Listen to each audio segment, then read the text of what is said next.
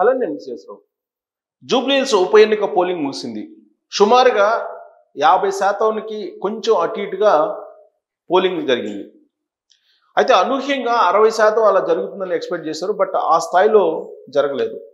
ఉదయం కొంచెం హడావుడి కనిపించినప్పటికీ మధ్యాహ్నానికి వచ్చేటప్పటికి హడావుడి తగ్గింది. ఈవెన్ 2 గంటలకు కూడా 25% మించలేదు. ఇప్పుడు తాజాగా చూసుకుంటే 50 క్రాస్ అయింది. ఇంకొంచెం పెరగచ్చు, 55 లోపలే ఉంటుంది పోలింగ్ పర్సంటేజ్. అయితే ఎగ్జిట్ పోల్స్ అయితే మన దగ్గర ఉన్నాయి. జూబ్లీహిల్స్లో ఎవరు గెలవబోతున్నారు, ఎవరు గెలిచే అవకాశం ఉందనేది ఎగ్జిట్ పోల్స్ ఇచ్చాయి. దాదాపుగా పోస్ట్ పోల్ సర్వే అనుకోవాలి దీన్ని, ఎగ్జిట్ పోల్ని. ప్రీ పోల్ సర్వేలో మనం కొన్ని ఇచ్చాము, ఇప్పుడు ఎగ్జిట్ పోల్ చేద్దాం.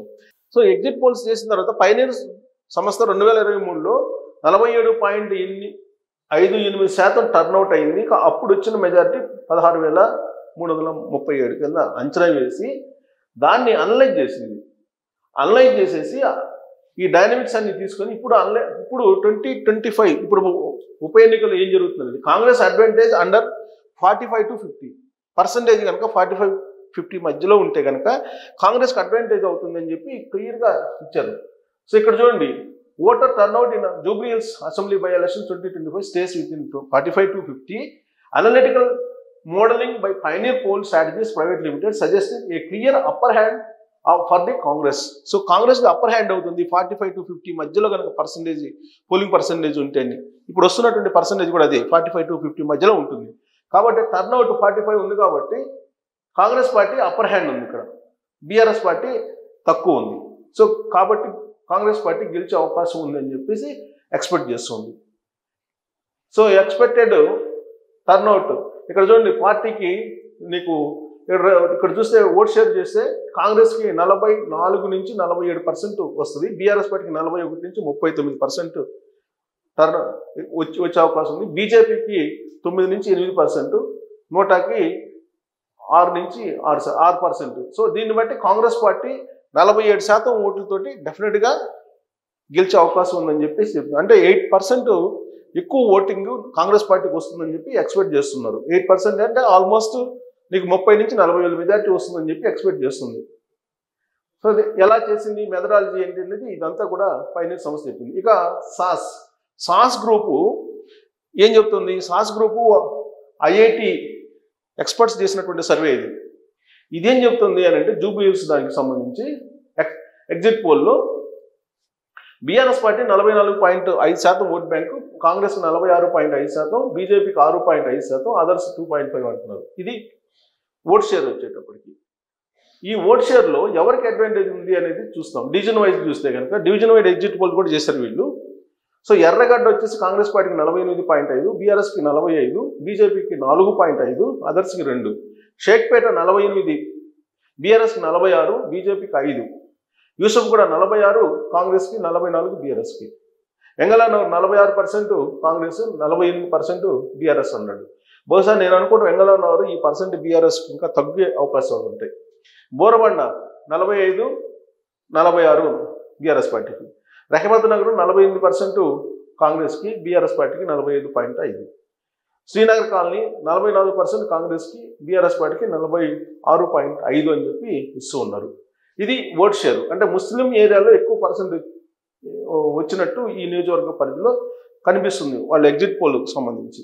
సో ఇక్కడ పర్సంటేజ్ వైజ్ తీసుకుంటే కనుక నీకు కాంగ్రెస్ పార్టీకి పర్సంటేజ్ ఎక్కువ ఉంది. సో దీంతో సాస్ గ్రూప్ కూడా కాంగ్రెస్ పార్టీకి ఎడ్జ్ ఉండే అవకాశం ఉంది అని చెప్తున్నారు. సాస్ గ్రూప్ కూడా అంటే ఆత్మసాక్షి గ్రూప్, ఇది సాస్ గ్రూప్, వీళ్ళు ఐఐటి వాళ్ళు చేసిన సర్వే ఇది.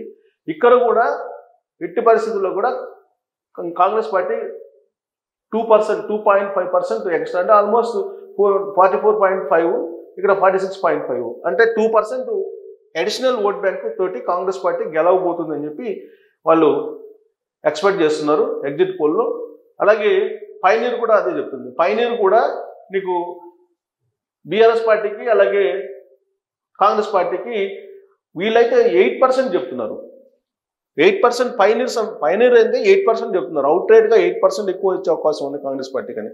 కానీ 2% మాత్రమే ఎక్కువ వస్తుందని చెప్పేసి సాస్ గ్రూప్ చెప్తుంది. సో అటు సాస్ గ్రూప్ చెప్పినా ఇటు పైనీర్ చెప్పినా కాంగ్రెస్ పార్టీ గెలవబోతుంది ఖచ్చితంగా జూబ్లీహిల్స్ ఉప ఎన్నికల్లో అనేది చాలా క్లియర్గా ఈ ఎగ్జిట్ పోల్స్ చెప్తున్నాయి. దీనికి కారణం ఏంటంటే ఎలక్షనీరింగ్లో కాంగ్రెస్ పార్టీ చాలా పకడ్బందీగా గ్రౌండ్ లెవెల్లో నిలబడింది. బీఆర్ఎస్ పార్టీకి సంబంధించినటువంటి ఏజెంట్లు కానీ బీఆర్ఎస్ పార్టీకి సంబంధించిన నాయకులు కానీ తీరా పోలింగ్ రోజు వచ్చేటప్పటికి యాక్టివ్గా కనిపించలేదు అనేది పోలింగ్ సరళిని బట్టి చూస్తే అర్థమవుతుంది. పైగా అధికారంలో కాంగ్రెస్ పార్టీ ఉంది. సహజంగా అధికారంలో ఉన్నటువంటి పార్టీకి అడ్వాంటేజెస్ ఉంటాయి. అటు అధికార యంత్రాంగం నుంచి కానీ లేదా ఓటర్స్ నుంచి కానీ లీడర్స్ నుంచి కానీ కొంత సానుకూలమైనటువంటి అంశాలు ఉంటాయి. ఓటర్స్ ఓటేసేటప్పుడు ఇప్పుడు బై ఎలక్షన్స్లో బీఆర్ఎస్ పార్టీకి వేసినందువల్ల ఏంటి లాభం అనేది ఒకటి ఆలోచించుకుంటారు. వేసినందువల్ల వచ్చే లాభం ఏంటి, వెయ్యకపోతే వచ్చేటువంటి లాభం ఏంటి అనేది ఆలోచించుకుంటారు.